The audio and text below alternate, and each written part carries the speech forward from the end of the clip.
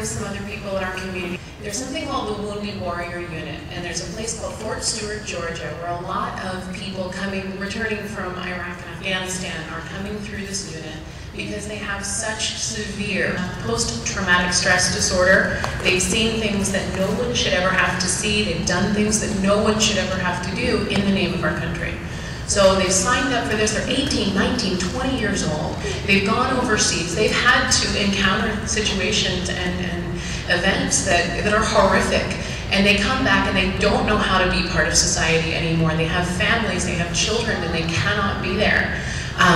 Many of these people live in this Wounded Warrior Unit full time. Some of them, they can't find a single physical thing wrong with them, but they are what they call blue screened. They can do nothing for themselves. They are so completely catatonic by the things that they've seen. Some friends of ours named Ron and Karen Preacher, they had a son that went over to Afghanistan and spent 3 tours over there between Afghanistan and Iraq as an Army Ranger. And because there are children in the room, I won't tell you exactly what Army Rangers have to do, but it's horrible. 23 years old. He finished his last tour. He came home. They put him in this Wounded Warrior Unit. After about 2 weeks, he took his own life because he could not deal with the things that were done to him and the things he had to do in the name of service.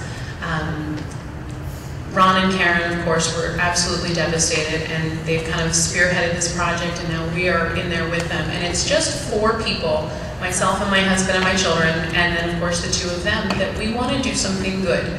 We're not a nonprofit organization. We're just people that see a need. We went last year, or they went last year. They were able to provide Christmas for 35 of the over 330 people in this unit. And they brought them things like razors that didn't cut their faces, and shaving cream that wasn't powdered, and food that didn't come out of an Army can. And if you've ever spent time in the military, you can understand why this is such a big deal.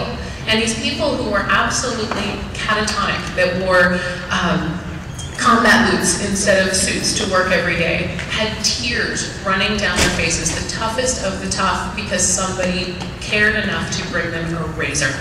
And if that doesn't break your heart, I don't know what will. So there's 330 people in there, and this year we've prayed about it, we've gotten involved, and we said, you know what, there's right and there's wrong. And to let these people go without a Christmas when there's something we can do about it is wrong. Because at the very basis of humanity, pain is real. And I don't care if you agree with the war or not, these people are hurting.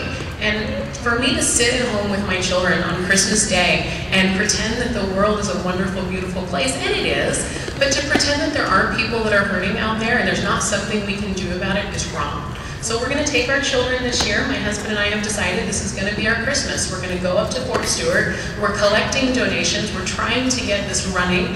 We've got about $8,000 to go. God, this is bigger than us, which is how we know it's from God, because God doesn't give us something that we can handle. God gives us something that He has to do. So it's bigger than us, and we've got 40 days left, but we know somebody in the miracle business that can get involved.